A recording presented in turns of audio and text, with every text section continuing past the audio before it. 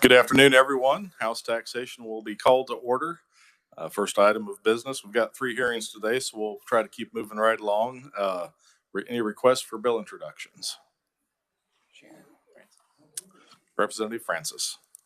Thank you, Mr. Chairman.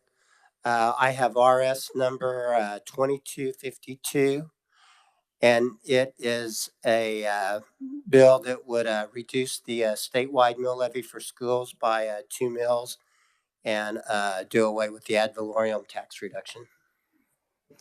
Thank you. Committee, any questions? Any objection? Seeing none, the request is approved. Are there any further requests for bill introductions? Seeing none, we will move right on to our first hearing of the day, and that is a House Bill 2687. And I'll turn to the reviser for an overview, please.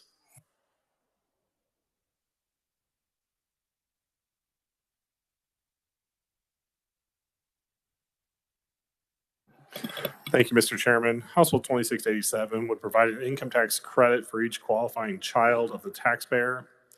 The amount of the credit would be dependent on the income, and it would be set forth in a table in the bill, with the amount of the credit decreasing with the rise of the Kansas adjusted gross income of the taxpayer.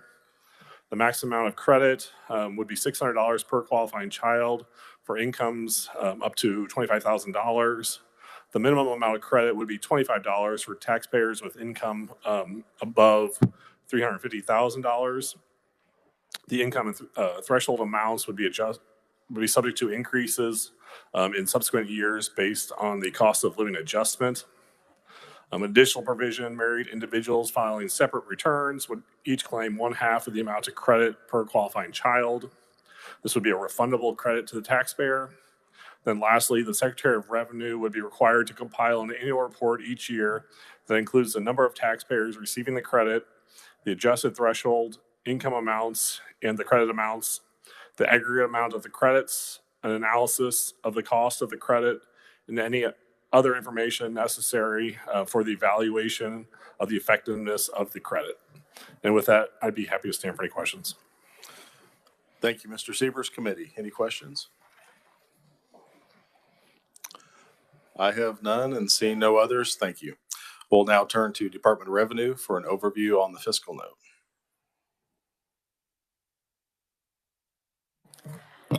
Mr. Chairman and members of the committee, Kathleen Smith with the Department of Revenue. We are estimating that House Bill 2687 would decrease state general fund revenues by $190.9 million in fiscal year 25, $192.8 million in fiscal year 26, and $194.7 million in fiscal year 27. To come up with those estimates, we looked at tax return data for tax year 2021. We looked at the AGI, the filing status, and the personal exemptions that were claimed. We found there were approximately 733,161 credits that would be claimed for resident children, and 11,000 of those would be for married filing separate returns.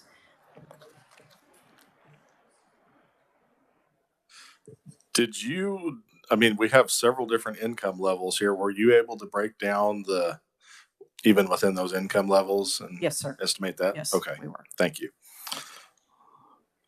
Okay, committee, any questions for Kathleen? Seeing none, thank you for that. We'll now open up our proponent section testimony on House Bill 2687 and welcome first to committee, Mr. John Wilson.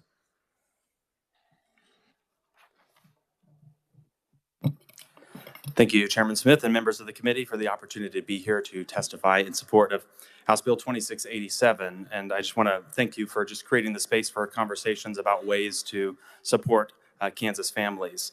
One of the smartest, simplest, and most effective ways to provide tax relief for families is by creating a state child tax credit. As any parent or caregiver knows, raising children is expensive, and a child tax credit can reduce the financial squeeze experienced by so many parents in our state.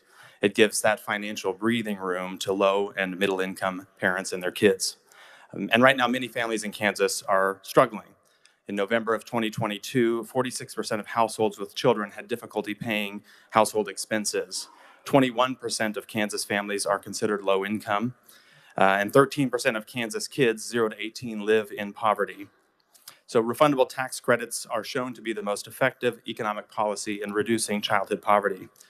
In fact, the temporary expansion in the federal CTC reduced poverty to record lows, decreased poverty rates by more than 40%, and lifted 2.9 million children out of poverty nationwide.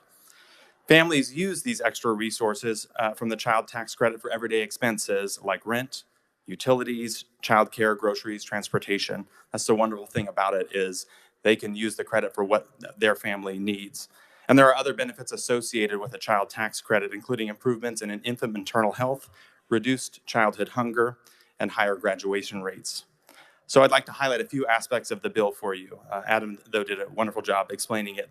The credit varies based on the filer's Kansas adjusted gross income, and the income guidelines are identical for married individuals filing jointly or as individuals. The threshold for income amounts and credit amounts is indexed to cost of living per federal formula each calendar year after 2024. The income levels and credit amounts can be found in the tables in my written testimony as well as the bill itself. And then I wanted to say that the child tax credit is an investment. By our estimates, around $145 million would be given back to Kansas families each year if HB 2687 were passed.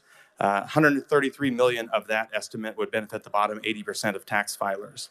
So right now, 15 states offer child tax credits to enhance economic security for families with children, particularly those in lower and middle income brackets. And I hope that by the end of this session, Kansas joins that list. And I'll say that I know everyone in this committee and in the chamber wants to provide meaningful tax relief this session, and you all have a variety of options before you to consider. And as you build the next package, I ask that you put the child tax credit near the top of the list. And Kansas Action for Children and our partners are ready to be thought partners with you in finding something that works best for where Kansas is now and where we want to go. And I'd be happy to stand for questions. Thank you. Committee, we'll go ahead and take all the conferees, the proponents at once, and then we'll ask questions at the end. So thank you for your testimony. Our next conferee would be Donna Ginther. Thank you, Chairman Smith and the committee. I'd like to get the microphone down to my size and provide positive testimony for House Bill 2687. So I'm going to echo a lot of what John Wilson said. Researchers have shown that the 2021 expanded federal child tax credit had positive impacts on children and families. Poverty fell to a record low of 5.2% in 2021. When the expanded child tax credit went away, it went back up to 12.4%. Households used that to address food insecurity. Most of the people were spending the money on food, and this was concentrated among households spending about $35,000 a year, earning about $35,000 a year, according to Parolin et al. In addition to reducing material hardship, the federal child tax credit had no discernible effects on labor supply. People kept working. So that was a concern whenever you provide that kind of subsidy. The state child tax credit proposed by House Bill 2687 would be a refundable credit. Its benefits are concentrated at the lower incomes, and these are households that are working hard to get by. And I like to think of this as an investment. If you look at the table in the testimony, table 1 and 2, we created hypothetical taxpayers earning a certain amount of money with 2 children. We filled out their federal tax forms and then their state tax forms and estimated the amount of the child care tax credit that they would get, as well as the earned income tax credit and the proposed child tax credit. You see that for a head of households, if you provide the child tax credit for 2 children, that would be about 6% of the income for a family, a head of household earning $20,000 a year. So a sizable return that would help these households make ends meet. Given how the credit is structured based on adjusted gross income, it goes down as income goes up. So less money is going to higher income households. who have much more resources. I want to focus on what James Heckman, a Nobel laureate economist, has said about investing in children. He said that data shows that one of the most effective strategies for economic growth is investing in the developmental growth of at-risk young children. Short-term costs are more than offset by the immediate and long-term benefits through the reduction in the need for special education and remediation, better health outcomes, reduced need for social services, lower criminal justice costs, and increased self-sufficiency and productivity among families. In closing of my testimony, I want to turn to figure 1 in my written testimony.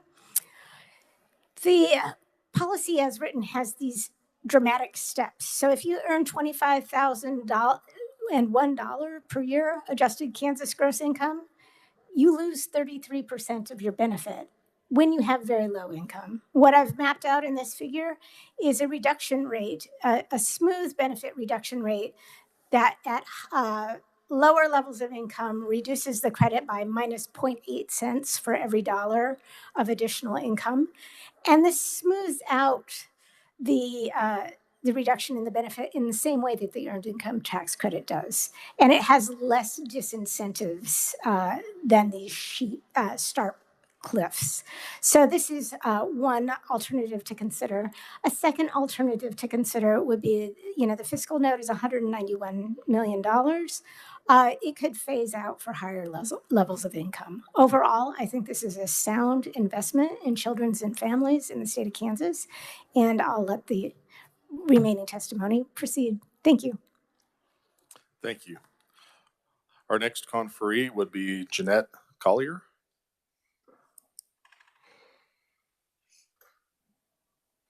Okay. Good afternoon, Chair Smith and fellow committee members. My name is Jeanette Collier. I'm the Executive Director of Northeast Kansas Community Action Program, commonly called NECAP.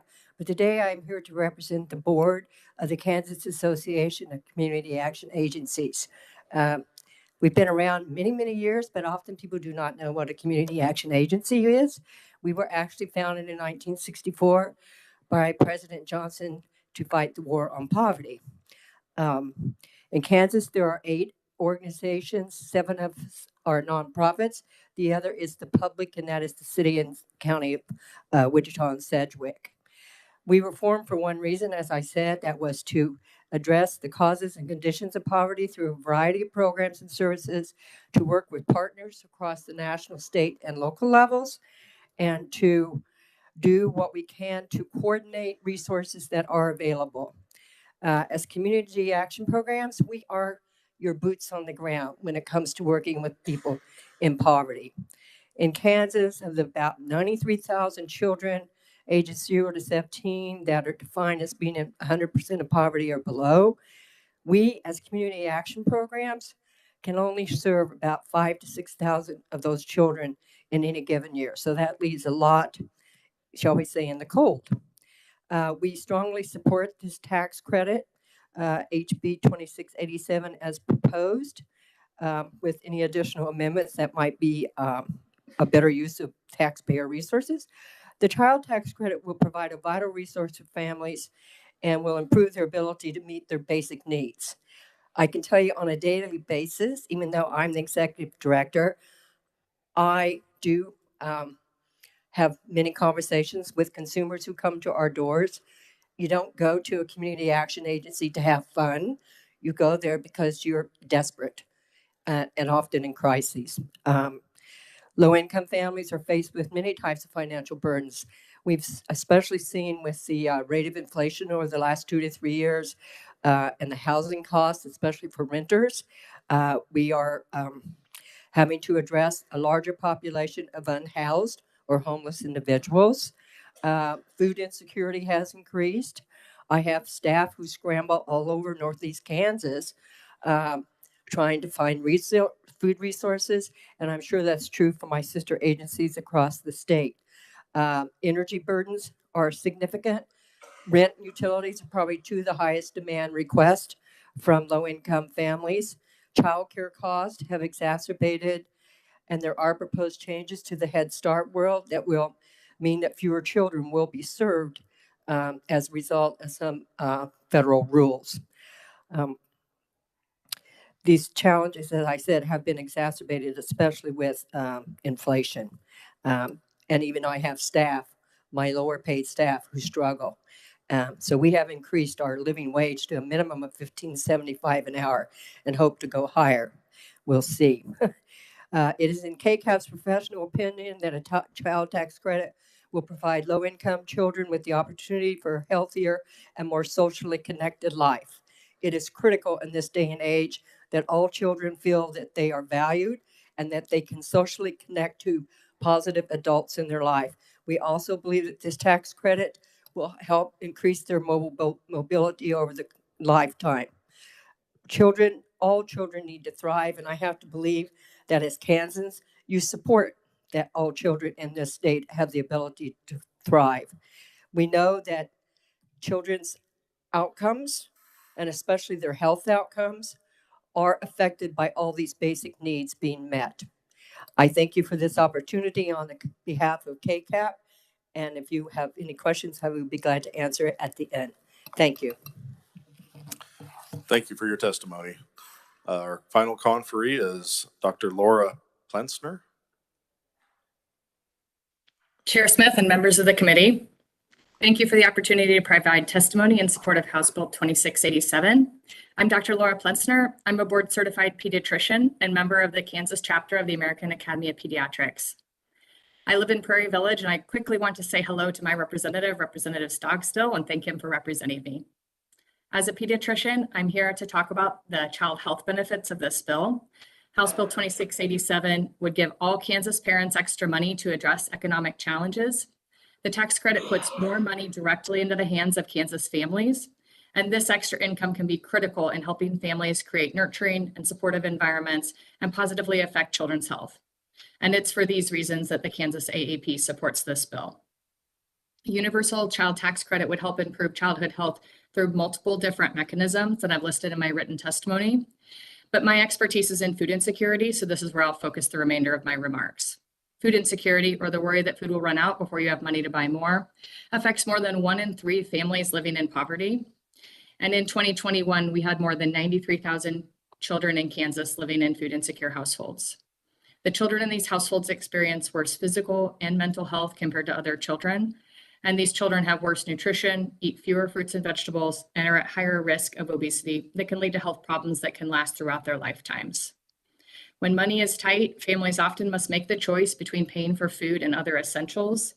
And food insecurity is more of a money problem than a food problem itself.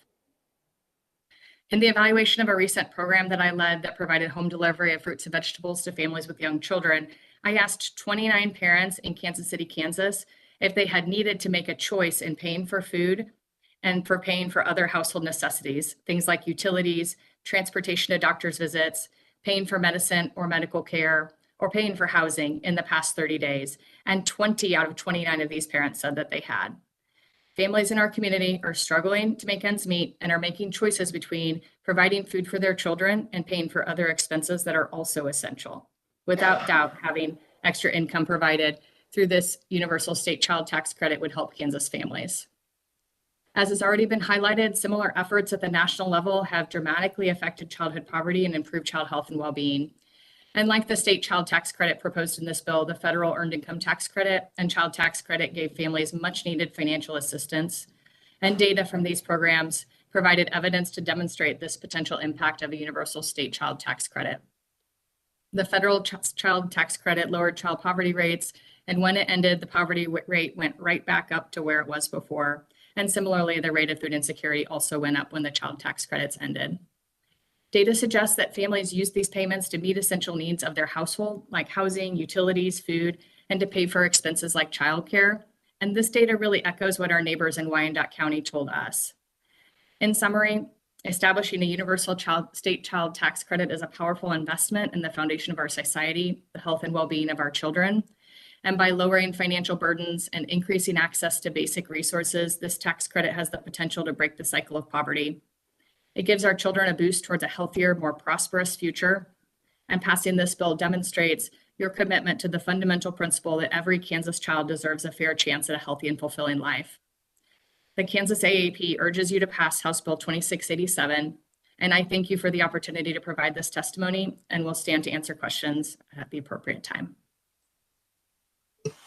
Thank you, Doctor. And if you're willing to stay on, since you're joining us over WebEx, I would ask the committee if we have any questions for the doctor at this time. Seeing none, thank you for your testimony. At this point, I'll open it up for questions of any of the proponents. Representative Helgerson. John, you mentioned in your testimony that I think you said 15 states. Yes. Can you give us a chart and give us an analysis of what those benefits are in each of the states? And also some kind of literature showing what the benefits were and some kind of, I'm looking for an academic analysis on whether or not they were, how successful they were and what kind of an impact. Sure, I will. Mr. Chair, if I may. Yes, I will. That will be a follow-up. I'll get that to the committee. And if you're interested, 11 states have refundable credits: California, Oregon, Colorado, New Mexico, Minnesota, New York, Vermont, Maine, Massachusetts, Maryland, and New Jersey. And 4 are non-refundable: Idaho, Utah, Arizona, and Oklahoma. So those are the states that currently have them. And I will pull together an analysis of what each one does to try to answer that question. I'll share it with staff. Okay, now the tough question. Yes, please. The governor has embarked upon I'll say an aggressive attempt to fund childcare. Someone told me in the last hour that it was $80-some million worth of federal, ARPA, state general fund, et cetera. Mm-hmm. I can't say how everybody else feels, but it's next to impossible for me to believe that the legislature is going to embark on both this and the robust plan of putting in tens of millions into childcare. Which is your priority? That's a great question. I don't think we have to choose between the two. I think children are the shared priority, and I don't know if I have the time to talk about the complexities of our early childhood system, but I'll say this. House Bill 2687 is a starting point, and I'm under no illusion to think that this is where we could end if the committee is interested in pursuing this concept. And with childcare, we have a system that does very well with the limited resources that it has. And if it weren't for federal funds, there's essentially no investment being made in the childcare system through the state general fund. And we have providers that cannot afford to make less, and they also can't charge parents more because parents can't pay more. So there are one-time investments being proposed in the governor's budget that are really important to opening up slots, but we have to think about a sustainable way to support the childcare profession.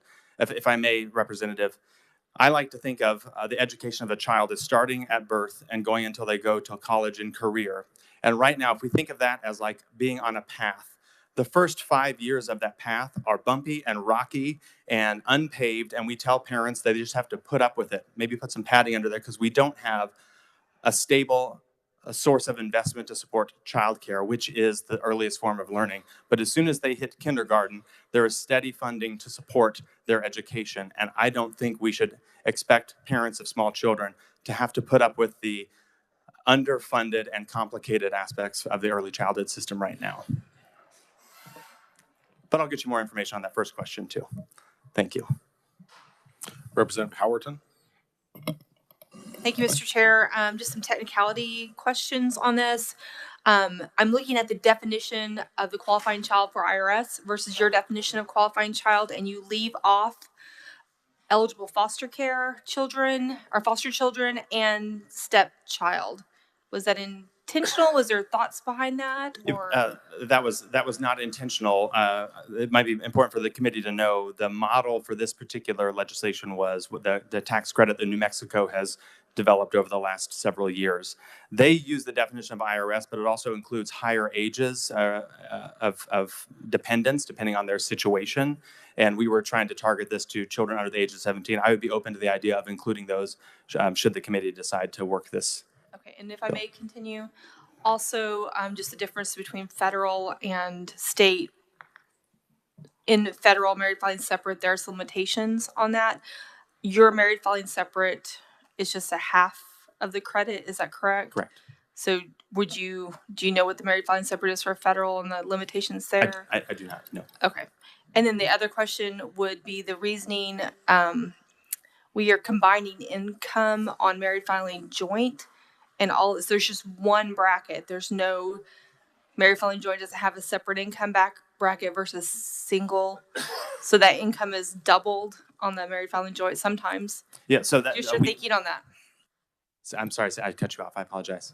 No, just think your thinking on that. Well, the thinking on that is, again, this is a model that it seems to be working in New Mexico. Had some conversations with the revisers when we first developed it, and we thought that the credit amounts and the income, the credits themselves are the cost of raising children is expensive regardless of how many people are in the household, and so that's why we thought structuring the table as it is was the way to go.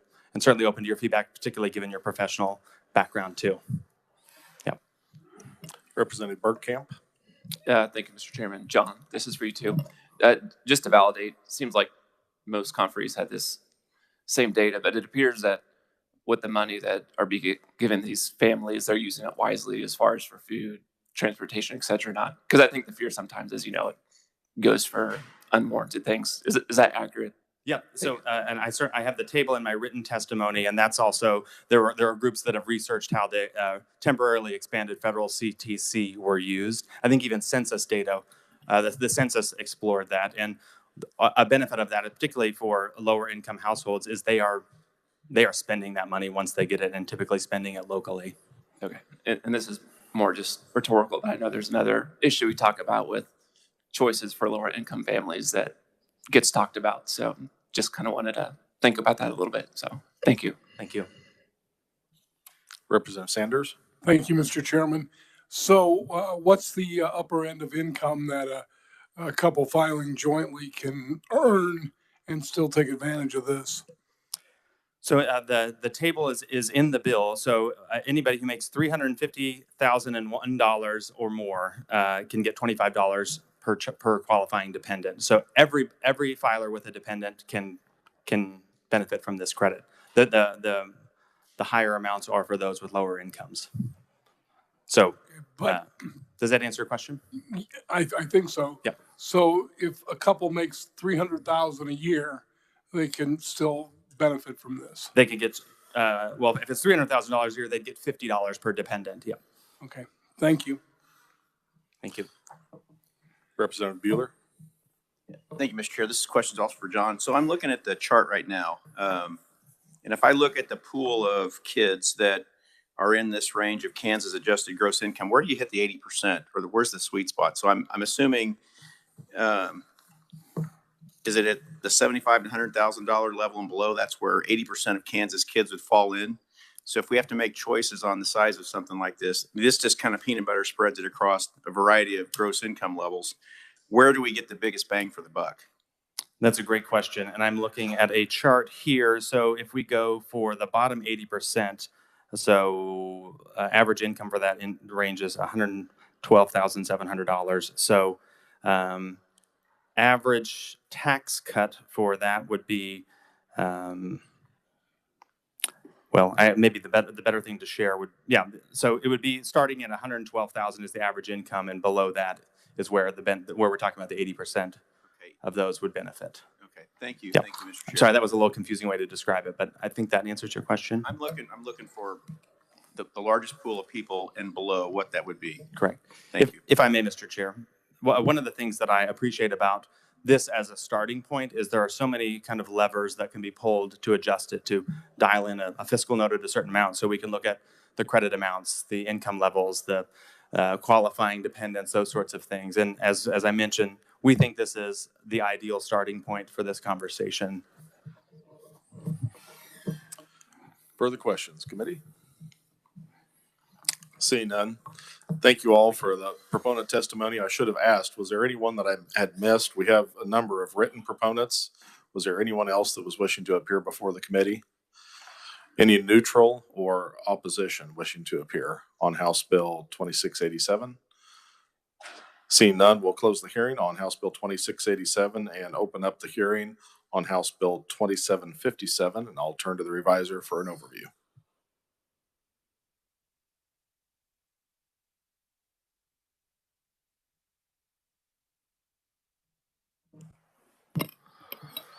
Thank you, Mr. Chairman.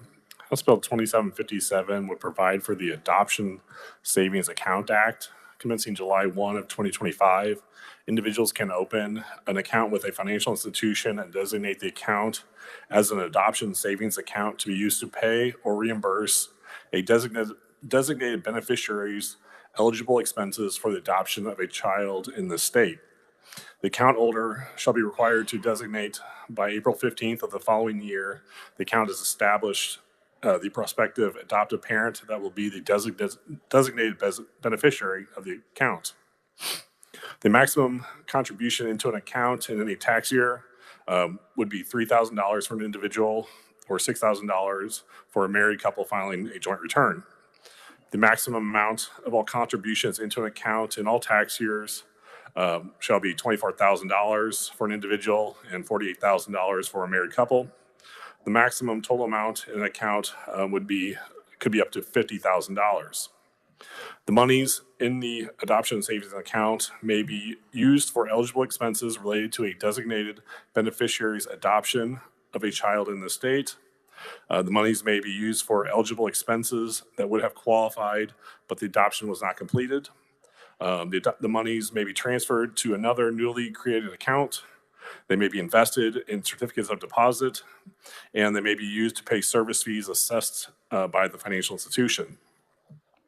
Monies that are subject to recapture shall be an amount equal to the monies withdrawn from the account and shall be added to the Kansas adjusted gross income of the account holder, or if the account holder is no longer living, the designated beneficiary. If any monies are subject to recapture, the account holder shall pay a penalty in the following amounts. If the withdrawal of money has occurred 10 or less years after the first deposit, it'd be 5% of the amount subject to recapture. And if the withdrawal of monies occurred more than 10 years, it would be 10% that would be subject to recapture. Penalties would not apply if the withdrawn monies are used for eligible expenses related to a designated beneficiary's adoption outside the state or from an account after the death of the designated beneficiary, and the account holder did not designate a new designated beneficiary during the same tax year. No financial institution under the bill would be required to designate an account as an adoption savings account or designate the beneficiaries of an account in the financial institution's account contracts or systems or in any other way. The financial institution would not be required to track the use of monies withdrawn from the account or report any information to the Department of Revenue or any other governmental agency that is not otherwise required by law. No financial institution shall be required or is liable for determining or ensuring that an account holder is eligible for a Kansas adjusted gross income modification. They would not be responsible or liable for determining or ensuring that monies in the account are used for eligible expenses, nor would these institutions be required to report or remit taxes or penalties related to the use of the account monies. The state treasurer would be the non-exclusive authority to market adoption savings account program. And then the tax provision in the bill commencing in tax year 2025, taxpayers would be allowed a subtraction modification in the amount not to exceed $3,000 for individuals or $6,000 for married couples in the amount of the contributions in the tax year, or the amounts received as income earned from the assets in the adoption savings account. And with that, I'd be happy to stand for any questions. Thank you for that thorough explanation. Would it be a oversimplification to say that this mirrors the first-time homebuyers savings account, or is this? To be honest with you, I believe so, but I'd probably defer to some of the proponents to explicitly state that, since I don't really have any connection to either one of the programs. But I believe they're in the same mold, but I'd probably defer to make sure.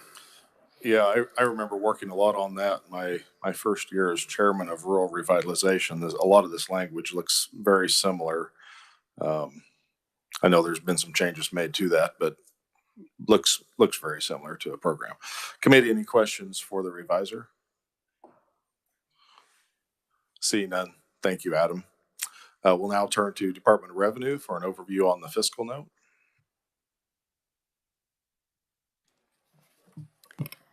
Mr. Chairman and members of the committee, Kathleen Smith with the Department of Revenue. We are estimating that House Bill 2757 would decrease state revenues by $200,000 in fiscal year 2026 and $300,000 in fiscal year 2027. We reviewed data on adoptions from the National Council for Adoption and the Department for Children and Families. The average number of adoptions per year in Kansas was around 1,000 in the last 3 years.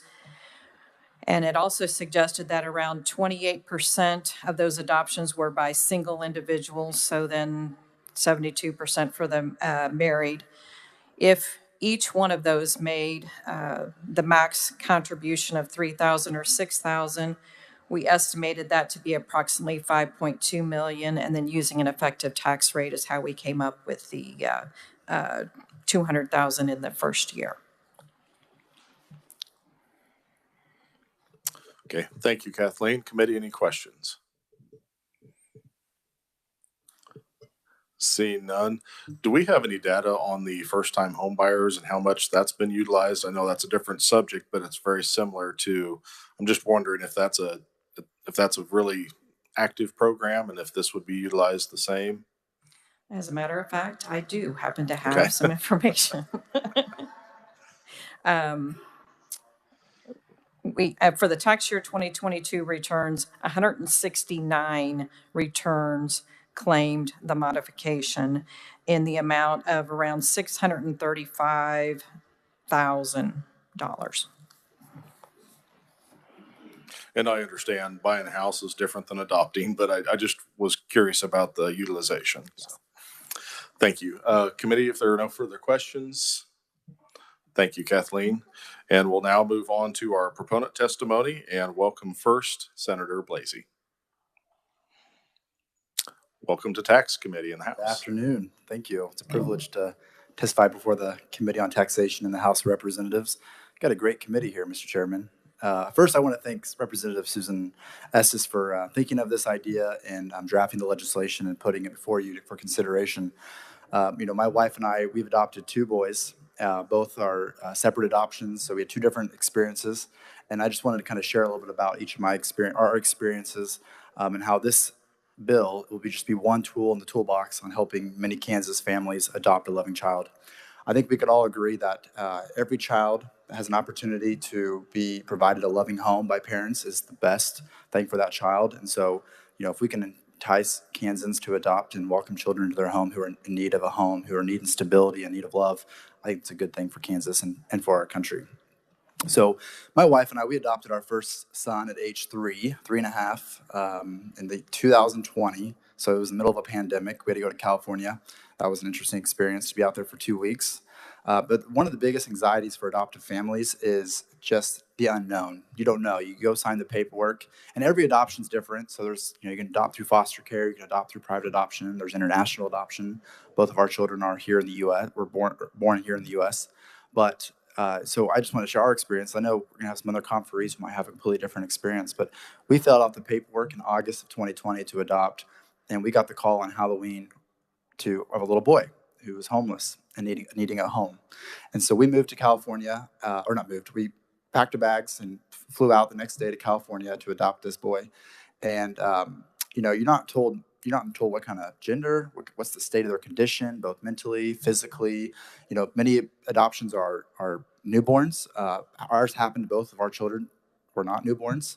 But so we really just didn't know what kind of kid we were going to get. We got calls before this adoption that were newborns that were yet to be born in several months, and some that are already born. And we said yes to all those. And then ultimately, by the 6th call, the birth mom chose us. And so we flew out there and we were waiting and waiting to get confirmation and approval by both their state and our state, which is ran through DCF to get approval through a compact to fly back with the child to Kansas until we could finalize the adoption here in Kansas. And so we were told that an adoption would cost about $25,000 to $30,000, which is how much we should consider saving. And this covers, your travels. This considers potentially care for the birth mom if she's pregnant, maybe some housing or assistance for her. But our costs, unfortunately, for both of our adoptions were far exceeded that number. Our first adoption, just to be candid, was $45,000 to my wife and I. And that was because we had a birth dad in the situation who was incarcerated in and out. We were trying to locate him to sign papers. He had not been involved in the child's life since day one. He just wasn't cooperating. So unfortunately, we had to sever his rights because he wasn't cooperating. But it took a whole another year of attorney fees, litigation. So that's why that adoption cost a little more. But our second adoption cost us $35,000. And so when you see these numbers, you're just like, wow, how does it cost so much? And so in my testimony, I kind of put a breakdown that was provided in my research, kind of what some of the costs go to. And one of the biggest expenses for us was just the adoption agency. But attorney fees are also expensive, and then just traveling and living in a state, if it's outside of Kansas, for 2 weeks for both of our adoptions because we had to get approval by the state to travel back. So one thing I found in this process, meeting with families all across the state of Kansas who've reached out to us saying, hey, you've adopted, we want to adopt, can we adopt? And I'm just amazed by how many people are so excited to adopt. And we start sharing our story, and we always get to cost, and you just see the light in their eyes dim. Because who has $30,000 sitting around? And so this bill will be, I think, entice families who want to save to adopt a child. It's just one of the opportunities. We do have the adoption tax credit in the state and federally that helped as well. But this is kind of that pre-cost. The adoption tax credit is not until after the adoption is finalized, so it could be a year or two before you can get the tax credit back. So, for example, we just had a couple that reached out to us who were both teachers in my community who wanted to adopt. And when I shared with them the cost that we were told to save and then how much we ended up spending, you just kind of saw that hope fade. And so anything we can do to encourage adoption and help make it easier, I think is good policy. And so I would encourage you to support House Bill 2757. Thank you. Do you have another committee or anything you need to get to? I'm actually carrying a bill on the floor here in a few minutes. Okay. Committee, any questions for the senator? Representative Hoheisel. Thank you, Mr. Chair. Thank you, Senator, for being here today and joining the right side of the Capitol. We appreciate you here. I want to focus on the tax credit real quick. What is the state tax credit for the adoption tax credit? So currently, federal law is about $14,000 to $15,000, and then the state tax credit is a percentage of that. What percentage is that? And it's based on the child you adopt. So if you adopt a child for us in or outside of Kansas was 25%. I think it's in Kansas is 50%, and then I think if you adopt a disabled child, it might be 75 or 100. In the last couple of years, have we had any tax policy changes we've tried with getting that tax credit to match the federal tax credit? We tried to increase it, and I believe it was in Senate Bill 8 last year, which was vetoed. So It did not have an opportunity to see the finish line. Are there any other things we can? Because clearly $35,000, $40,000, we should be encouraging adoptions. Is there any other avenues we as a state government can do to make this process more affordable to families that want to adopt? Well, in foster care, adoption is really no cost to parents, in my understanding, if you do decide to go that route. But it can take years because the goal of foster care is reunification. So a lot of families go that route just because of the cost. But unfortunately, a lot of times you have parents and children who get so connected with those kids, but they end up getting reunited back with their families, whether it's, which we hope are the best case for that family, but unfortunately that does happen. So in terms of private adoption, I always question why adoption agencies need so much money. When we got the call on Halloween to adopt our first child, we had to wire, I think it was $16,000 overnight to this adoption agency before they would even tell us where he was, which was in California. And so I'm like, where does $16,000? Why do you need $16,000? Now they claim it's their marketing and it's all their work they do on the other end, but they didn't do much. They're just kind of the middleman in the process, which unfortunately I think that would require more of a federal response because of state lines. Okay, I appreciate that, Senator. Thank you, Mr. Chairman. Any other questions for the senator? I just want to thank you for sharing your information. I've always been curious about the expense of adoption and the line item breaking it down really is eye-opening. And I would imagine that probably even looks different if it's like an international adoption and the other different levels of adoption. So thank you for providing that, and thank you for your testimony. Thank you, Mr. Chairman. Thank you. Our next conferee would be Representative Susan Estes. Thank you, Mr. Chairman and committee. I appreciate the chance to talk about this. Senator Blasey actually inspired this because when they had their most recent adoption, I heard how things went, and it went very difficult for them. And I thought about different people that I have known. One family had a dream of adopting, and they never could do it until they received an inheritance. And that just struck me as, wow. There's so many people who want to love children, and it's so difficult. I put together on my testimony kind of a very rough sketch because as I continue to educate myself about this, I learn more things about the cost. But what I really would like to let you know is just so that you're aware, when we described eligible expenses, that borrowed from other state statute so that would function in harmony, and there's not two different definitions of what's eligible out there. So it's nice not to be in conflict, and it's nice to have something that's already understood.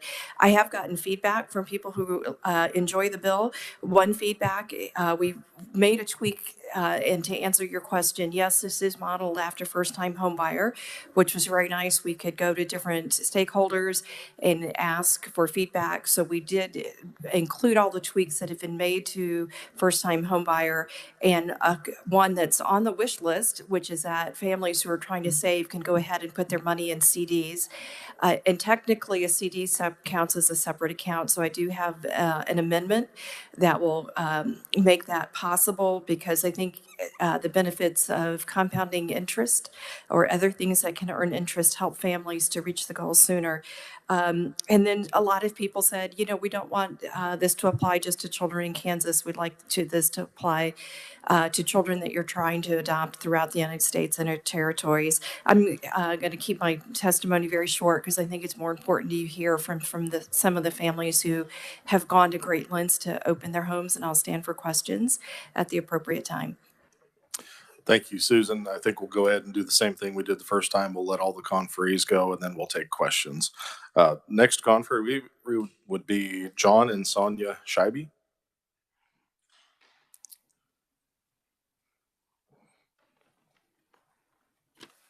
Welcome to committee. Thank you, Chairman Smith and committee members, for letting us share our story here today. Like we were introduced, I'm John. This is my wife, Sonia Scheibe. We're from Parsons, Kansas.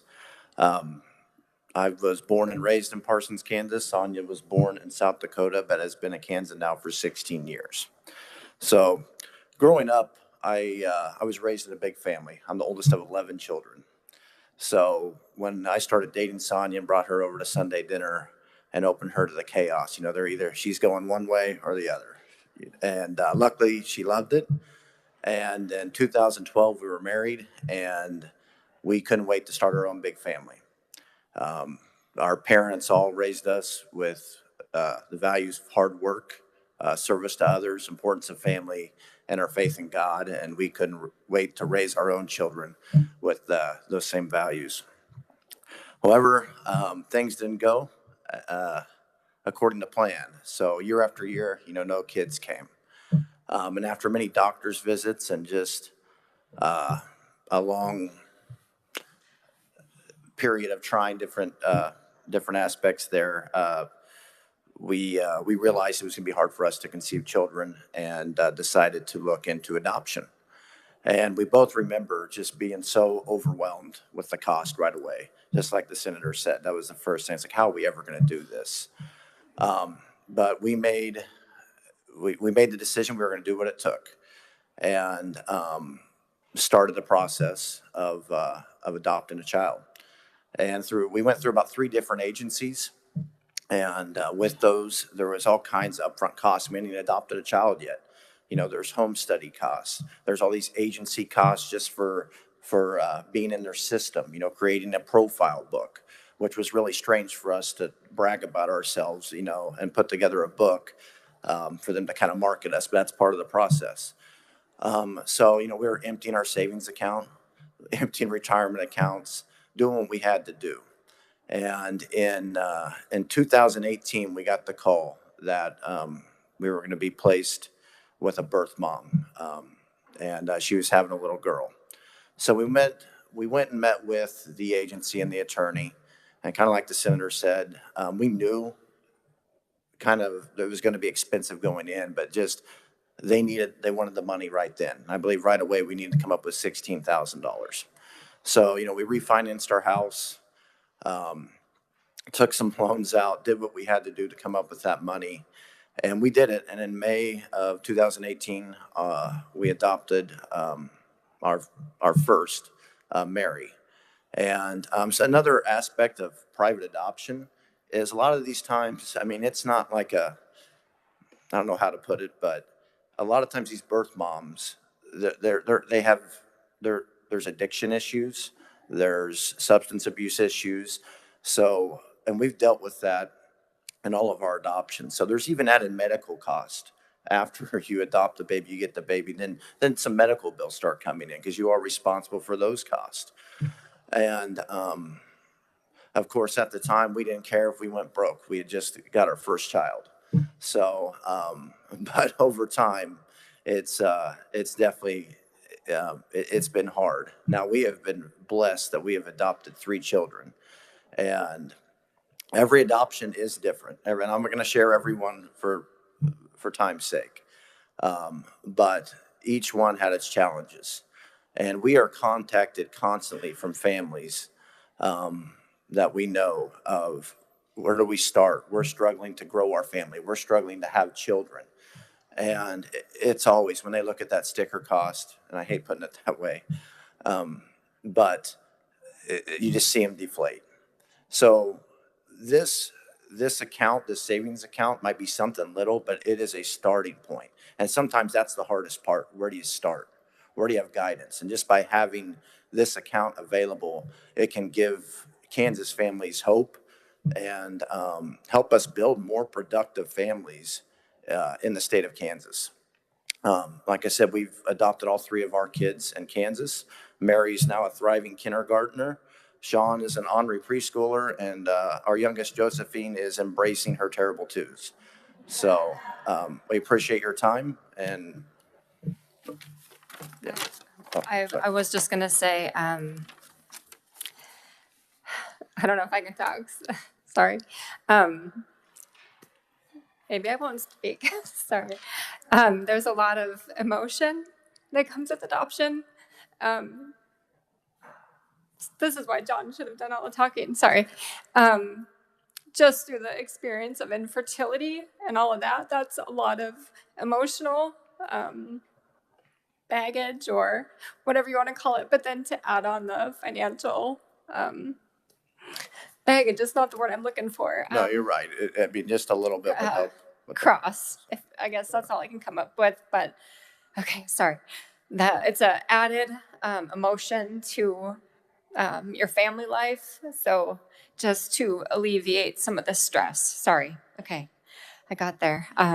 It's a lot of emotional stress, and then financial stress on top of that makes it even worse. So just to have this plan set up, that would make things a lot less stressful. So, or it would help. Thank you. Sorry. You both did great. Thank you very much for sharing your story. Next, we will call on my predecessor, the former tax chairman, Treasurer Stephen Johnson. Welcome back to committee. Thank you, Mr. Chairman and members of the committee. Great to get to be with you all and see everyone. Stephen Johnson, State Treasurer, and we would be honored and happy to add this to the suite of products we have to support families in saving for important milestones in life. The authors of the bill, writing it in line with the other programs, make it very easy to implement, and just another chance. You've already heard great information about how it works.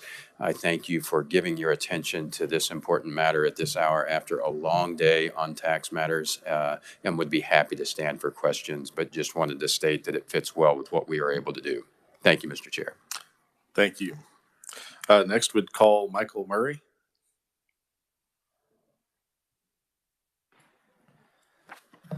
Good afternoon. Michael Murray, Executive Director of the Kansas Credit Union Association. We represent 67 credit unions in the state of Kansas and nearly 800,000 Kansans. As has been previously stated, this does very closely model the first-time home buyers savings accounts, and we're appreciative of Representative Estes and stakeholders for requesting input from folks that would actually implement this, your financial institutions, your treasurer's office. We have extreme confidence that the treasurer's office is ready and willing to take this on. Frankly, in my brief time in State House matters, we've tried to deputize the treasurer to do a lot of things recently, but I promise that they're excited to take this on. This is in their wheelhouse, and our members at credit unions, our member institutions, have a great working relationship with the treasurer's office. And not nonprofit cooperatives, we've always looked for ways to offer accessible and inclusive lending to our members, and we think this fits right in, and we're excited to take it on if implemented. Happy to stand for questions. Thank you. And our final conferee would be Alex Orrell. Good afternoon, committee. Good to see everybody. Alex Orrell, Senior Vice President with Kansas Bankers Association, here to represent the 98% of the banking industry that we represent in the nearly 22,000 bankers across the state in every single county. You've heard great testimony, moving testimony. Just from a personal side of things, I've had many friends go through this exact scenario. You heard Senator Blasey. Look at our generation. Senator Blasey and I are about the same age. A lot of friends struggling to figure out a way to start a family. And pretty simple. If you don't have people, you don't have economic activity. You guys have heard me say that many times before this committee. And so anything we can do to reduce those barriers, reduce those ways that people can start a family, put down roots here, pay taxes here, start a business here, I think is a very good thing for Kansas. And we're proud to support this initiative. And like Michael Murray said, with the Credit Union Association, have full faith in the state treasurer and our members to be able to market and get this program going.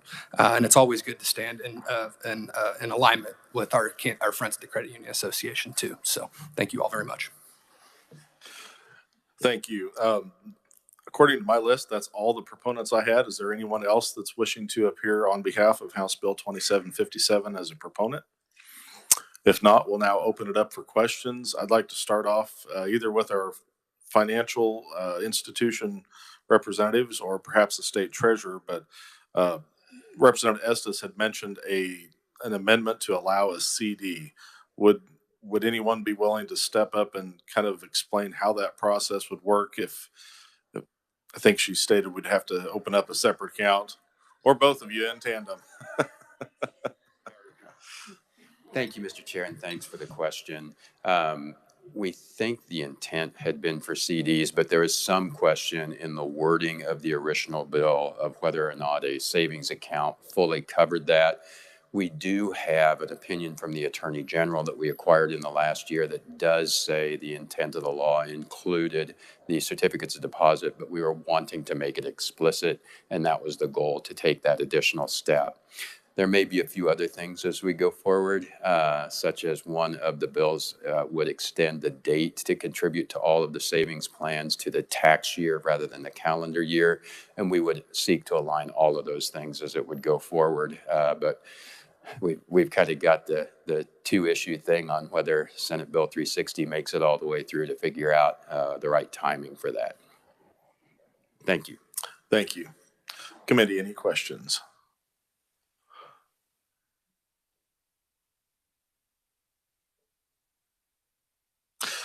If not, I'll open up a question to any of the conferees. The limits that we see in here, I remember working on the first-time home buyers, and that's something you plan for. Maybe you're renting or you have a different living situation, and at some point in the future, you hope to save enough up to make this down payment in your purchase of your first home. Adoption is a little bit different. It needs to happen a little quicker. And I'm just curious if the limits that are set in this bill, if you feel like those are adequate to put enough money away to provide some assistance. Not everybody at once, but just just your opinion on the limits and whether you feel those are adequate. So thank you. I will weigh in from one perspective. Let me support the concept that no, that would not be adequate. If there was a way to save more, if there was a way to have a higher deduction, that would be useful. From the ease of implementation from our office, having the same amount of a deduction across the programs is somewhat simpler. So we would just want to weigh is the additional ability to contribute more, does that add any confusion? Certainly there are ways to save without the tax deduction, but the value of the deduction is one to weigh. I would have a mild interest in the simplest, but would be happy to defer to my colleagues in the room on where that need is, as well as your decision to set it. And we can certainly implement anything that is decided upon. Thank you. Representative Estes, did you want to respond? Thank you, Mr. Chairman. I did pick that number to keep it consistent and easy and less confusion. And I know that it takes families quite a few years to get going and into the adoption process, even though there are some things up front like child studies and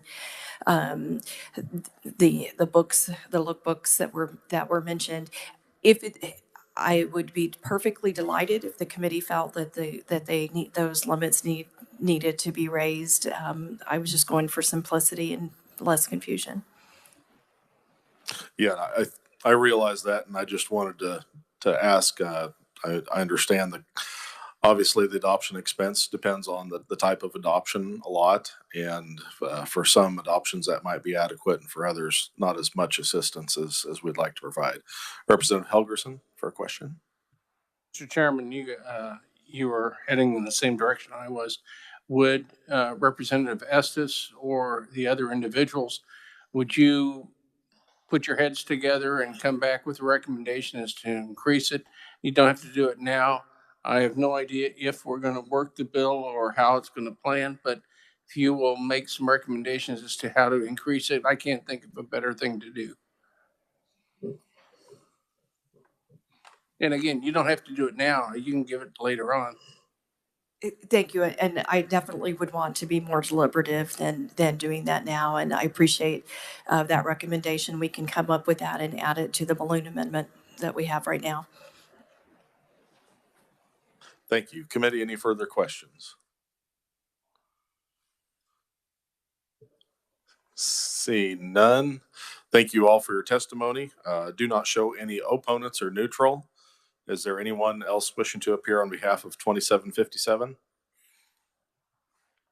If not, we'll close the hearing on House Bill 2757 and move on to our last hearing for the day, and that is House Bill 2794. I'll first turn to the reviser for an overview.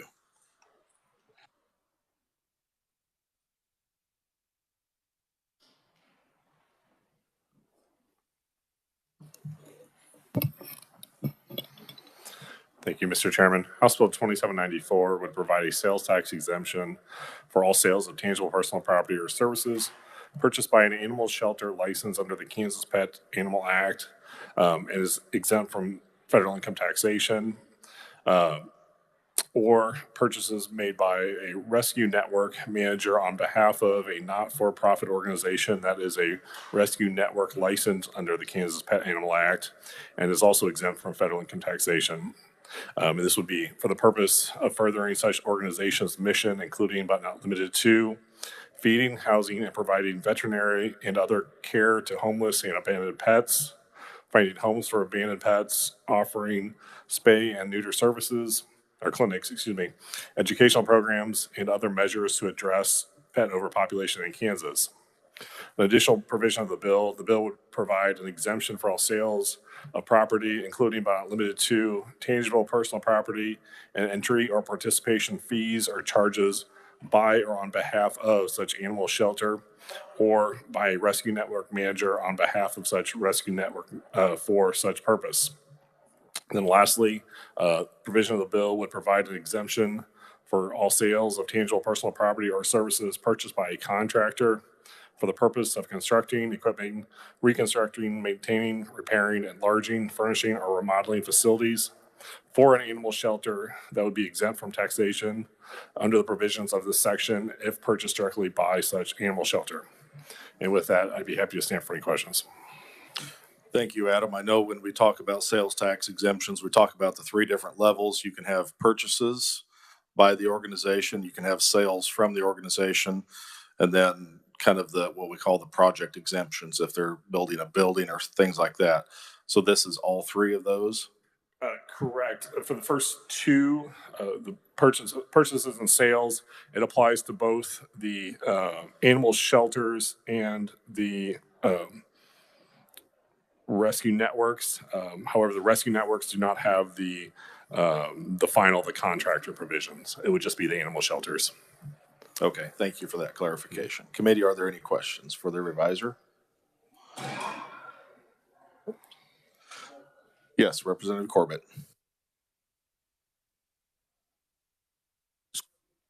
This would not be a 50c3-1 type situation. It'd just be another organization other than that, right? Would this animal shelter be a 50c3-1? Okay.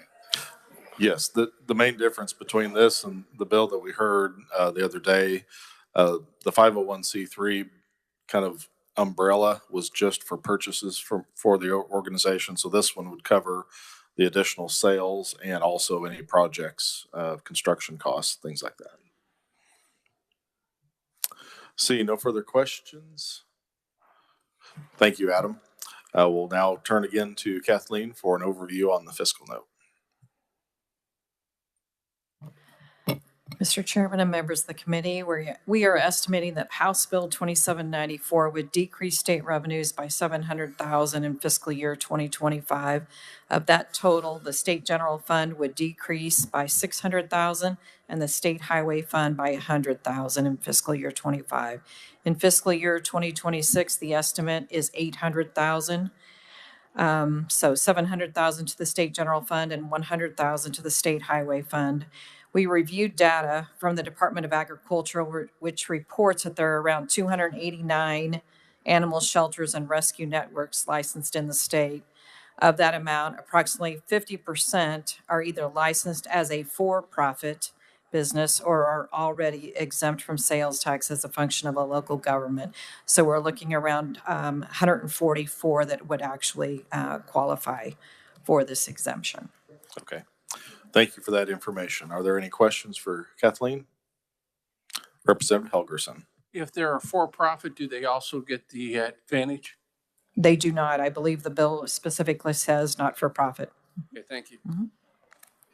Further questions? Seeing none. Thank you again, Kathleen. We'll now open up proponent section testimony and welcome first to committee Jasmine Kyle.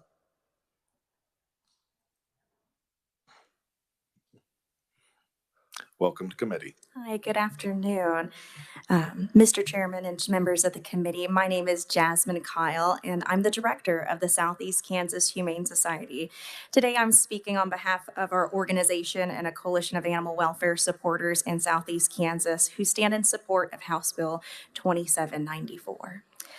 As an employee with 6 years of service at a Kansas-based animal shelter, I have seen firsthand the challenges that these organizations face in providing care for the animals they rescue.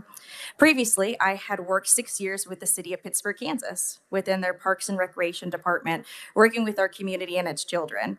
There is nothing that could prepare me for the realities of how a shelter or rescue operates financially in this state.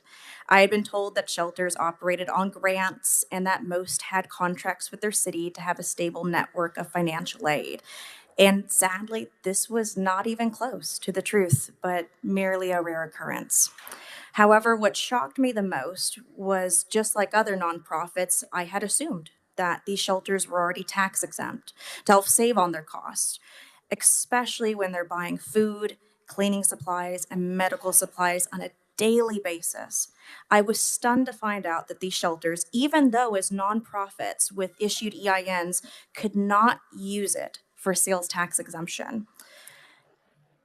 Since so many avenues of financial support are unattainable for these rescues, we must focus on the ones that can be corrected.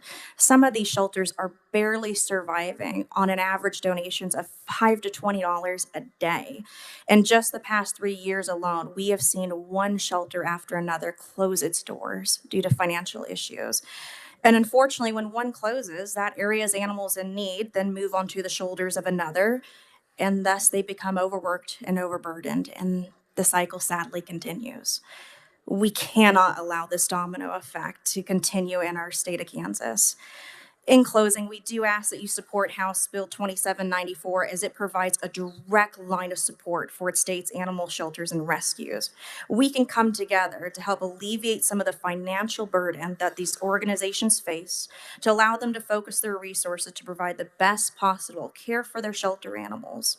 And of course, I'd be more than happy to answer any questions later. Thank you so much for your time today. We only have 2 conferees, so if you're willing to stand for questions now, we'll go ahead and take questions. Any questions, committee? Representative Helgerson. Is there a particular process for a designation for a rescue? Because I've heard of different organizations or different individuals that create their own rescue. And I don't even know if they were ever incorporated. But they could claim then, if they were rescuing animals, that they are exempt from sales tax, both for the sale and the resale of some of those same animals. Is there a procedure in place, or would there have to be with the department of designating that this is what you have to do in order to qualify for the exemption? I don't have that answer, but honestly, I would probably defer that to Terry with the Pet Animal Advocates. She will know that for you. Okay, thank you. Thank you. Sorry I couldn't answer. See no further questions. I will move on to our next conferee, Riley Goyne. I apologize if I got the last name incorrect. You got a lot closer than a lot of other people. It's going like I'm going to the mall or I'm going to testify. So thank you, everybody. Mr. Chairman, committee, my name is Riley Goen, and I'm the Deputy Director of the Kansas Pet Advocates. We worked with Representative Susan Estes to get this bill introduced, and we ask you to support House Bill 2794. If you'll look at our testimony, we've got about 35 shelters and rescues that signed on in support of this as well. So this bill exempts licensed nonprofit shelters and rescues from paying and collecting sales tax. And then it also exempts general contractors for improvements made to facilities to animal shelters. And to answer Representative Helgerson's questions, the state of Kansas, the Kansas Department of Agriculture has the Kansas Pet Animal Act that licenses and inspects animal shelters and rescues. So they have provisions that they have to follow for how they operate, how they care for animals, and regular inspections as well. And then animal shelters do have facilities while rescue networks don't. And so that's why there's that differentiation made on the contractor provision. We believe that this bill is really important because it serves important community needs. Shelters do a lot more than just hold the stray and homeless animals in your community. They provide low-cost spay-neuter clinics, they provide free vaccines, they provide community education, and they work really hard to keep animals off the street and then place them into loving homes through adoption and foster programs. They also partner with cities, counties, and animal control organizations to do stray holds. And so the other day I had to call Topeka Animal Control, and I know that that dog that I found wandering on the street is probably over at Helping Hands Humane Society right now getting medical care, getting spayed and neutered, and will hopefully have a good chance for adoption here in the next few days. Like Jasmine said, though, these shelters rely on donations from private citizens. They receive a small amount of public funds unless they're a municipal shelter, but that's not enough to sustain their operations. A lot of facilities actually lose money on adoptions. The adoption fees are insufficient to cover the cost of caring for the animal. And especially right now, there is a growing pet overpopulation crisis. My testimony includes an article from the Kansas City Star that talks about the issues that our shelters and rescues are facing in our community. So with that, I ask you again to pass 2794 to help support our shelters and rescues, help support our communities, and I'm happy to stand for any questions. Thank you for your testimony, committee. Are there any questions? Seeing none, thank you again for your testimony. And one postscript note, we did reach out to the Kansas Humane Society. Somehow their testimony didn't get submitted, but I will be sharing it with the committee afterwards. So thank you very much. Yes, we can certainly get that distributed. Perfect. That is the only in-person testimony. Is there anyone else wishing to appear on behalf of House Bill 2794? Seeing none, we do have written testimony, one proponent, and we also have neutral. Is there anyone else wishing to appear as an opponent or neutral on 2794? Seeing none, we'll go ahead and close the hearing on 2794. And that concludes our business for the day. If there are no further announcements, we are adjourned.